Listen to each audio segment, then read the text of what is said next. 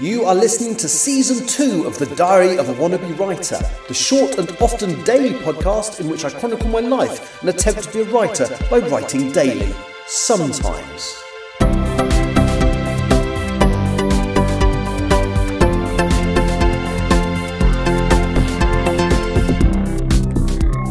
Hello, today is Thursday the 18th of September 2025 and you're listening to The Diary of a Wannabe Writer. And this is quite late because I almost didn't get round to it because once again I've had the kind of day where I've not been able to achieve much. So I spoke to you yesterday, quite jet lagged. I can't even remember what time I recorded the podcast. I mean, I know I did one. Oh yes, it was after the writing group meeting that we attended when the organisers didn't arrive. Anyway, so today because I slept in the afternoon after I got back from New York, I really struggled to get to sleep last night and I was still in bed by about midday. And now I've had one of those days where, well, I had the book that I had to get finished before the book club tonight. And I'm really glad I went and I did enjoy it and I did get the book club done. But I mean, I woke up at about midday and then had 2.5 hours of audiobook to listen to. And that was at light speed 1.5. So in fact, it sounded a bit silly and it would have been more than that. So I did that. And then I was going to do some writing. My brain is in one of those weird kind of zombie-fied places where I don't even attempt it because it's not going to happen. It's not going to produce anything productive. So I waited in my new books from the Folio Society arrived and that cheered me up a little bit. So I've been collecting for several years now. They've done all of the Ian Fleming James Bond books in these gorgeous hardbacks. They're not cheap. But there's 14 of them that I've been collecting over the years. But the 14th and final book has come out like 2 or 3 years after all the others. And I'm not quite sure what the problem was. I did contact them before I bought them and said, you are intending to do all of them, aren't you? And they did say they were.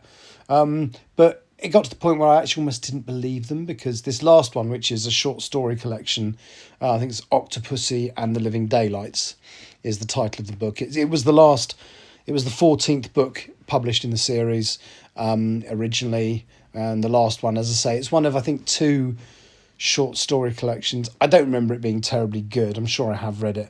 But it was just nice to have the 14th book in the collection. Well, that arrived today. And the other thing that arrived is, I'm not going to say how much it was, but this gorgeous hardback also of another book by Haruki Murakami.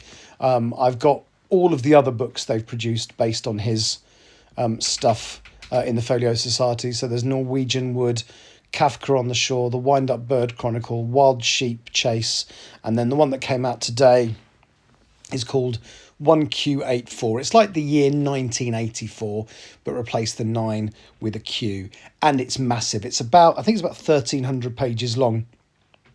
And it was actually, I don't think it was ever printed in one volume in paperback. I might be wrong, they might have done one, but the version I got, because it was printed as 3 volumes when it was originally printed, IQ 84 parts 1, 2 and 3.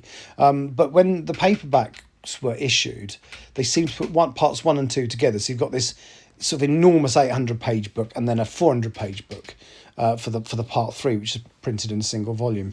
And that's the slightly odd approach that Folio Society have taken. I almost wish they'd printed it as 3 volumes. I don't really care. It's a beautiful object. It fits, it looks like the rest in the series. They look really good on the shelf together, and they're also great books. I really enjoy reading them, so I enjoyed that. And then, as I say, this evening I went to the book club. That was good fun. It was a book that some people liked, some people didn't. It was the one I mentioned yesterday, the one about the language of dragons. I'm sort of somewhere in the middle about it.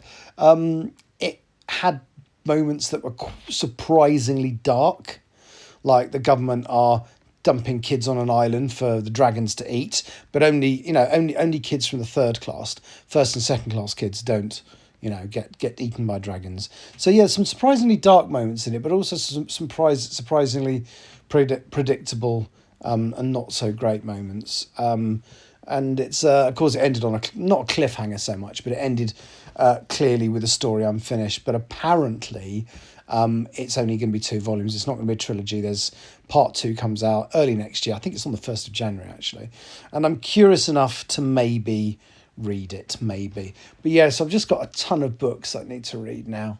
I really need to read the Murakami. I mean, I've read, of my folio editions, I've only read Norwegian Wood and Kafka on the Shore.